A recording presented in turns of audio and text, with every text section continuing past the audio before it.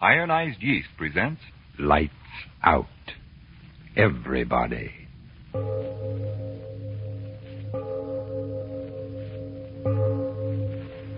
It is later than you think. Lights Out brings you stories of the supernatural and the supernormal, dramatizing the fantasies and the mysteries of the unknown.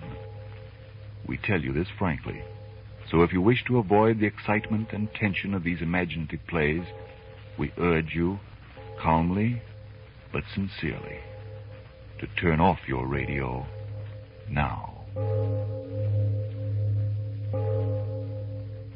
My name, Arch Obler. Tonight, a story I enjoyed writing for you because, well, frightening as the thought may be, it could happen.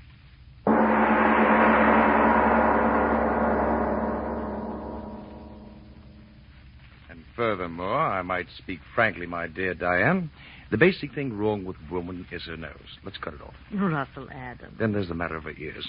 Look at them. Well? They're too obvious. Cut them off, too. No nose, no ears. Oh, a fine art critic you turned out to be. Oh, is this thing odd? Russ Adams, I hate you. I think it's the best piece of sculpture I've ever done. Egomaniac. Oh, will you go away? Not until I tell my wife how much I adore her. How about stopping the artistic endeavors for the night and romancing with the old man? Any night. Come on. Out on the veranda. There's a moon. Spoken as Professor Russell J. Adams, instructor of astronomy at our beloved university. I don't know a single scientific fact about this moon. It's a special satellite built entirely for romance. Then it's a date. After you, fair Diane? Why do you laugh? Just thinking it's a good thing we haven't any neighbors, or they'd think we were honeymooning. 10 years and 2 more weeks. Sweet. Why? For remembering. Why the sigh? Oh, it's such a lovely night. Yes. You're very lovely with the moonlight in your hair. Darling. 335 days out of the year, moonlight to me is just a reflected light of the sun. A light interesting only that it may be analyzed spectroscopically. But these 30 days of our vacation, Diane. Oh, what a magical change. It's a soft lover's moon hanging in the heavens only to brighten your loveliness. Oh, and people wonder why I can't get excited about Ronald Coleman. Coleman? Who's he? Spoken like a true professor. He's a motion picture star.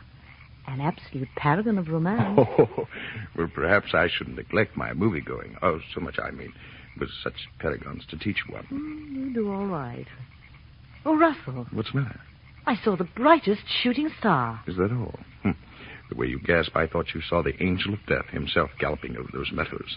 There's another one. Look, Russell. My dear, for 11 months out of the year, the heavens have my full and undivided attention. Oh, but during this blessed month, let the heavens fall. I can't be bothered. I never saw such bright shooting stars. Yes, and another thing, my dear.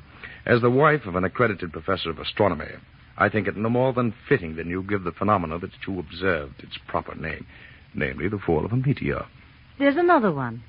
And another. Oh, Russ, how bright and beautiful. They travel at such a tremendous rate, the friction of our atmosphere burns them into a fiery vapor.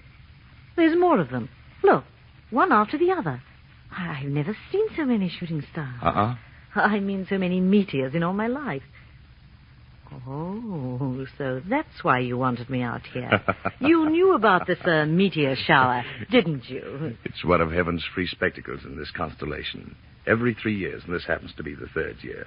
How frightening. Why frightening? Those great masses of stone and iron coming from who knows where in interstellar space, traveling millions and millions of miles, and then going up in such glorious flame just as they reach the end of their journey. Not all goes to flame. Hundreds of them strike the earth each year. Well, Russell, there's no danger. Oh, no. The probabilities of being struck on the head by that cosmic rubbish is about 1,000 times more remote than winning a sweepstake without buying a ticket. Oh, look. That one. The brightest of all. Wait, Diane. What's that? I don't know. Something from Look the up. sky. It's shooting star. Look out, Diane!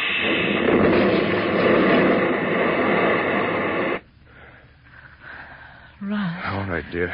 Everything's all right. What? How? A meteor. Must have landed out in the field there. Here, let me help you up. You all right, dearest? Yes, I'm all right. Russ, where are you going? Out there. Where it must have buried itself. Wait here. I'll be right back. No, I'm going with you. All right, if you want to. Oh, Diane, what an experience we've had. The one chance in a million I spoke about almost occurred to us. But Russ, was it really a shooting star? That explosion like a bombshell? A bombshell of the universe. What will we find out there? A fragment of the meteorite, I But hope. it'll burn. No. All of its heat will have been dissipated. Then again, it may have exploded into 1,000 minute pieces. I pray to heaven that it hasn't. I'm afraid. No. The danger's all over. Here. The moon's so bright. If any of the mass landed, I should be able to find the torn ground where it smashed through the turf. Oh, please, darling, let's wait until morning. No, I must find the thing at once. The moon gives plenty of light. From the brightness of the flash, I'm positive that the meteor landed someplace right in here. I'll tell you. Look. What? The turf, all torn up. This is the place. Russell, are you mad? Get up off the ground. Right here. It must have struck a glancing blow off the brow of the ridge. I've got it. What? A fragment of it. Still warm. See? No larger than a baseball. All that was left of it. That's a meteor. A meteorite.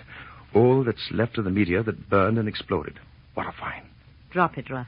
What are you talking Throw about? it away. Here, come back to the house. What are you going to do with it? Diane, what's the matter with you? Your face. I don't know. Somehow I'm afraid for all of us. Afraid? Good heavens, my dear. There's nothing dangerous about this. A mass metal that's 90% iron. Why, it's as harmless as any inert piece of metal. Come to the study. I'll show you where the rush of air against the incandescent Russ, metal... wait. Huh? Someone's crying. Yes. I'll go and see. It's Helga. Oh, Helga, you poor thing.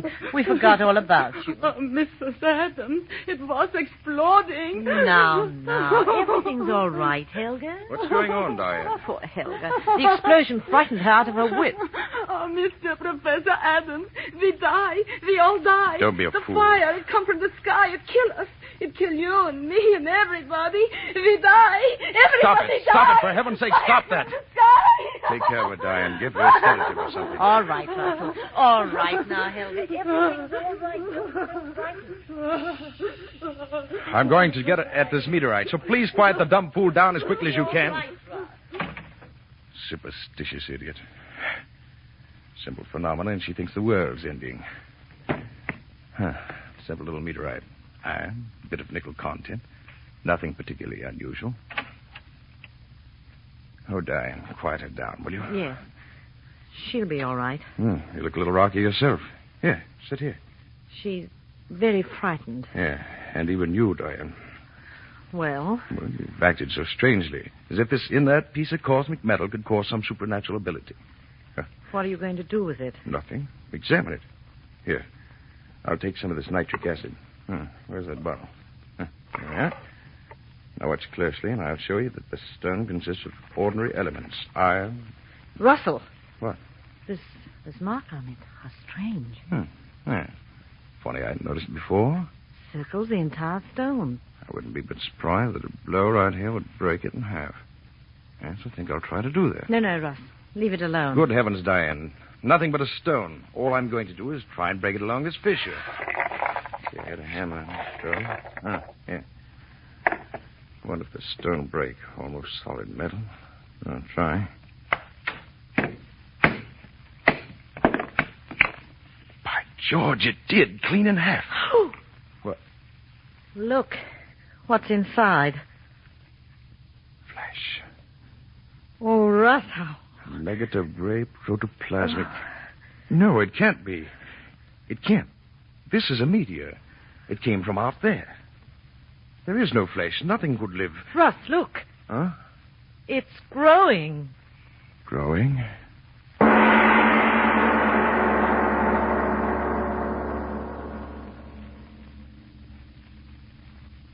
Ladies and gentlemen, a shooting star flashes out of the sky and falls to Earth. And in it, something living from out of interstellar space. Yes, Yes, this is the time to take a breath before going on with tonight's Lights Out play, the story of Professor Adams and his wife and the thing from out beyond our world. A meteorite had fallen, and Professor Adams had broken it open, and there was a gray nugget of flesh inside, which, even as the professor and his wife stood watching, began to grow.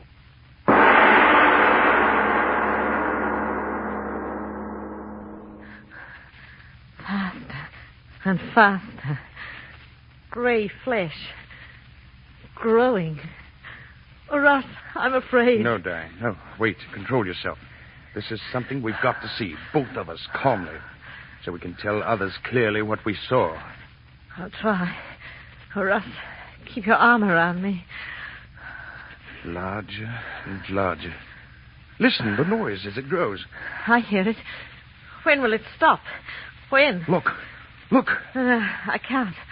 That horrible gray flesh. But you must see it. Look. It's forming into something. What? A head. It's forming into a head. Oh! How can it be, Diane? Flesh in a meteor growing into a head. I see it. A head. Horrible head.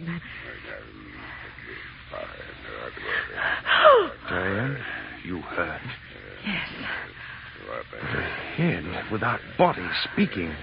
Yes, speaking. Russell. You hear and understand me. Thick lips. Laughing. I laugh at the fear and wonder in your simple little faces. Who are you? What are you? If I told you, would your little earth minds understand? Tell us, whatever you are. Tell us what you are. What you on earth will soon have for masters. No, wait, Diane. I must know. You thing... what can I call you? Tell me what you mean, you... masters. Surely you simple little men do not think that in you creation has reached the ultimate. No. Gray flesh talking. I'm getting out. You will stay. Russ, I can't move. Nor I. You cannot move. Who are you? Tell us, who are you? You saw how I came. A tiny bit of protoplasm in that meteorite? So I willed myself to be, to reach your earth. You came here in that? Through space? Through space beyond your furthest conception, earth thing. Many of my people have tried. I am the first to succeed. Then meteors are the means we have used to try and reach this haven of plenty. I am the first. Now there will be others. You're from another planet? An old world. Old beyond your understanding. A world grown cold in its age. Empty with passing years. We must escape to a young, fertile world. This world. But you're only heads. Heads without bodies. Oh, Russ, I'm so afraid. No, please. I must hear him speak. This that is happening to us is a miracle of all times. Tell me, you there, are you only heads in that world you speak of? Heads. You see what I will you to see. But what are you? A mind and a will beyond your feeble understanding. As far above you as you are above the apes that still must crawl in your jungle. But how can it be that you speak as I speak and understand what I say? Your prattling wearies me, but I tell you this. All that you say, I know. The most profound thought any of you earth things have ever thought is to me as the babbling of children. But now I am hungry. You understand that, little thing. Hungry? Hungry? Hungry with a hunger that has driven me over space without ending. Hunger that has brought me here. But what do you eat? You will know. What do you mean? What food could there be here to fill the hunger of such as I? Hunger that would make me entomb myself in metal, flung into space in a hope that chance would bring me through the fire of that air of yours. What food? A thing. I don't know. Tell me. Come closer. A thing. Oh, no. And why, oh no, a thing. You don't... Human? Human. You think you crawling worms are human to us. But if you're man... But we are not men. You are the cattle, and we are the keepers. Oh. You raise the cattle for life, and we for centuries have raised such as you on our world for life.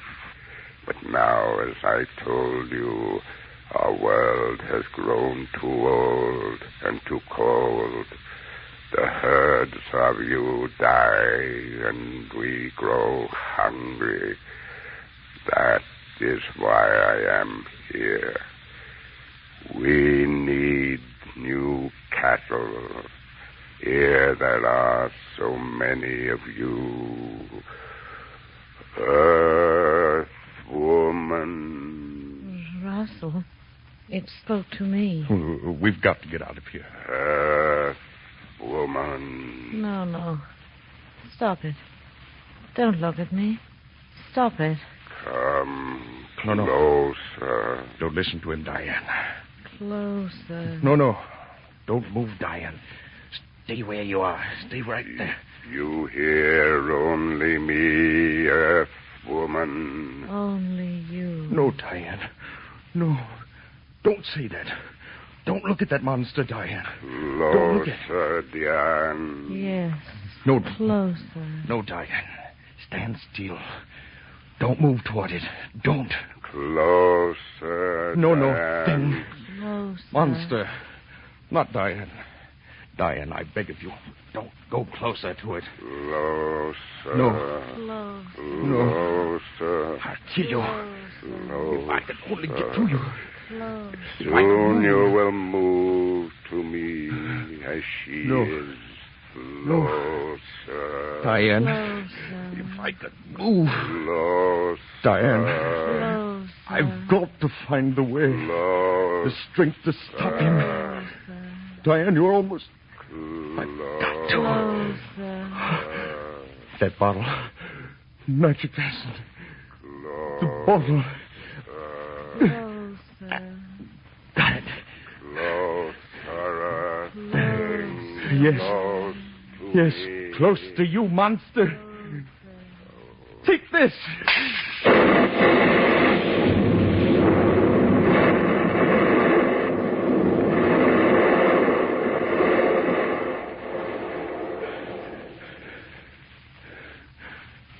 A pool of flesh.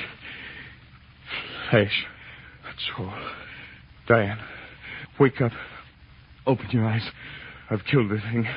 I killed it. Diane, it's all right. Russell. I've killed it. Oh. Diane, look. Outside, it's still dark. Yes, the sky's still streaked with the rush of meteorites. And that thing said more of the monsters of his breed are trying to reach this earth, to feel that devil's hunger in them. Another meteorite is just there. And in it, perhaps... Oh, Diane. Diane. Is that truly to be end for mankind?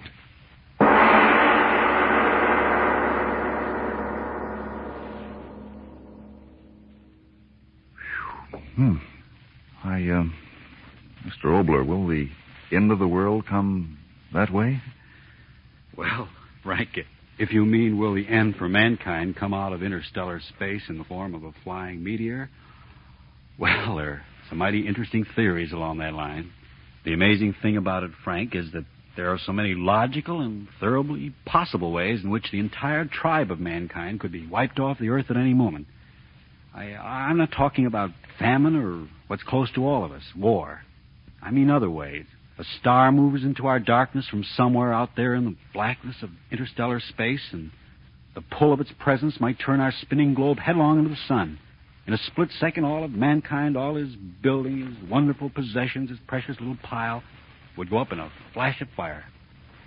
Or, out of the sun itself, the very source of our life, as we all know, could shoot a long stream of explosive flame that would curl around us and again, well, so quickly that no man would know what had happened. In split seconds, this earth would be a charred, uninhabited spheroid.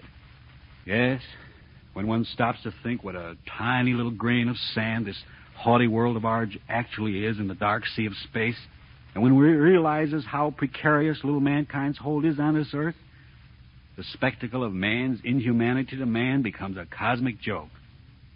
Well, all of those things are certainly interesting to think about, Mr. Obler, but tell us now what's going to happen next week. Next week, ball's treaced. No, that's not a dance. It's a story of chance. That unpredictable chance that makes one man a saint and the next man a Hitler. The flip of a coin, the turn of a card, the bend of a road. I think you'll like what we have to offer you, but as usual, next week. Lights Out will come to you again next Tuesday at this same time. Be sure to listen to Arch Obler's weird story of Valse Triest.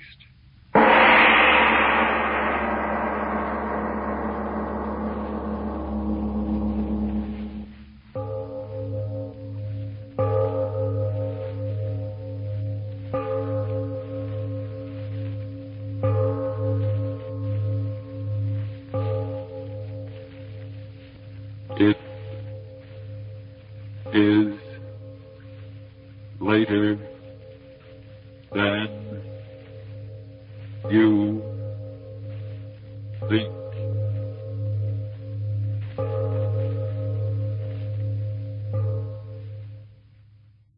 This is the Columbia Broadcasting System.